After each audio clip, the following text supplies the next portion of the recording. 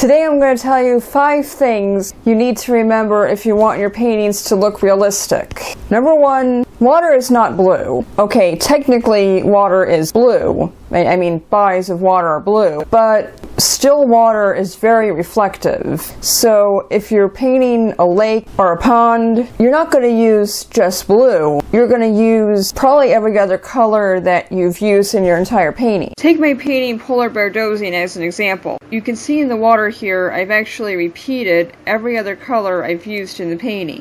Number 2, hair is not a bunch of thin lines. A lot of people think that because human hair is made up of strands, that the way to draw or paint hair is to make lots of thin lines. But think about it. When you look at a person, you don't see all the individual strands in their hair. You see the clumps, and that's what you want to aim to copy. And needless to say, making all those little lines is horribly time-consuming, and it doesn't make your figure look any more realistic. Number 3, nothing is really white. Again, just as with our first example, there are technically white things in nature, but white is very reflective, so anything that's white is going to reflect the colors that are around it. I'm going to use my painting Polar Bear Dozing as an example again. Polar bears are, for all intents and purposes, white, but as you can clearly see, I didn't paint him solid white. In fact, I painted most of him pale yellow. I also used lots of grays and purples.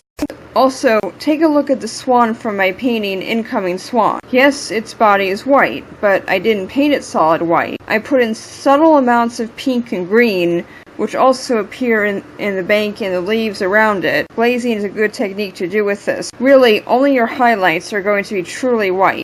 Just think about it, you have to at least have shadowy areas and highlighted areas because of how light hits things. So if something was totally stark white, it would look flat. It's kind of how flash photos make things look. They'll blow out all the highlights so things really do look stark white, which is probably why most art teachers will tell you not to work from photographs. One more thing before I move on. The whites of people's eyes are not totally white either. Number 4, there's no such thing as a perfect flesh tone color. I told you this in my video, how I paint skin tone in acrylics or something like that, but it's worth reiterating. There really is no such thing as one flesh color that you can paint everyone. You would have to have dozens of flesh colors to be able to cover every possible person you might be painting, and at best, they could only be a base. You'll still have to build on them with other colors, and add shading and highlighting and all that stuff. And finally, number 5, nothing is ever one color or shade. This kind of is the theme that I've been repeating throughout this video, which is that you need to use lots of colors, lots of shades to make things look realistic. Because unlike in the cartoon world, in the real world things are three-dimensional, and so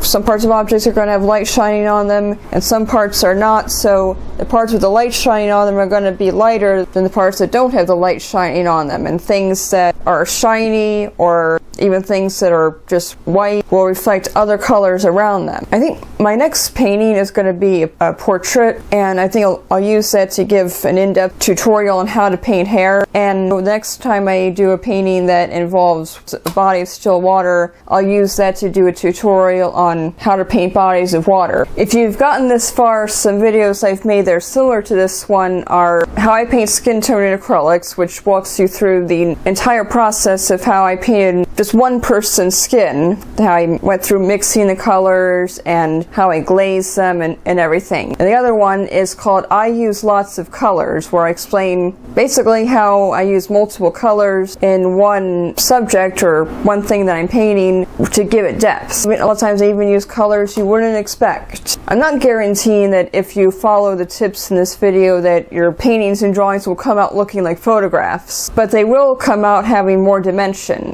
So I really hope you enjoyed this video. I hope you found the tips helpful. If you did, click that like button down there. Click this button here to subscribe and tap the bell to turn on notifications. And for now, thanks for watching.